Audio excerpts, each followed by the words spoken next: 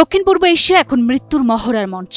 Typhoon বন্যা আঘাতে একের পর এক দেশ যেন ডুবে যাচ্ছে। প্রাকৃতিক বিপর্যয়ের ছোবলে মৃত্যুর মিছিল নিরবচ্ছিন্ন, আর ক্ষয়ক্ষতির চিত্র দিন দিন ভয়াবহ রূপ নিচ্ছে। নিহতের সংখ্যা ছাড়িয়েছে ৬০০ এবং নিখোঁজ রয়েছে শত শত মানুষ। বিপর্যয়ে পরিবার হারানো মানুষেরা খাবারের জন্য হাহাকার করছে। ৪টি দেশের গ্রাম এখন পানির নিচে, ধ্বংসস্তূপের মাঝে জীবন সংগ্রাম করছে। কোন কোন দেশে কত মানুষ হারিয়ে গেল অকালে?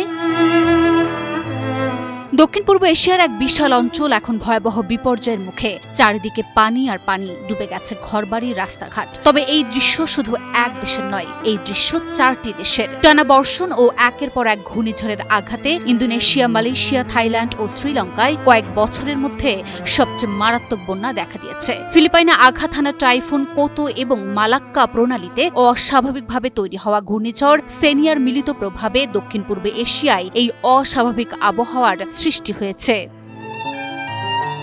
এই আবহাওয়ায় ইন্দোনেশিয়ার সুমাত্রা দ্বীপে হয়েছে রেকর্ড বৃষ্টিপাতের প্রলয়। মাত্র কয়েক ঘন্টার বন্যায় আচেহ প্রদেশে ঘর বাড়ি ভেসে গেছে, কয়েক শত মানুষ নিখোঁজ এবং মৃতের সংখ্যা ছুঁয়ে গেছে ৩০৩-এ। ২৯ নভেম্বর ইন্দোনেশিয়ার দুর্যোগ ব্যবস্থাপনা সংস্থার প্রধান সুহারিয়ান্তো জানান, শুধু ইন্দোনেশিয়াতেই মৃতের সংখ্যা বেড়ে দাঁড়িয়েছে ৩০৩ জনে এবং এই ভয়াবহ দুর্যোগে এখনো প্রায় ৩০০ জন নিখোঁজ রয়েছেন।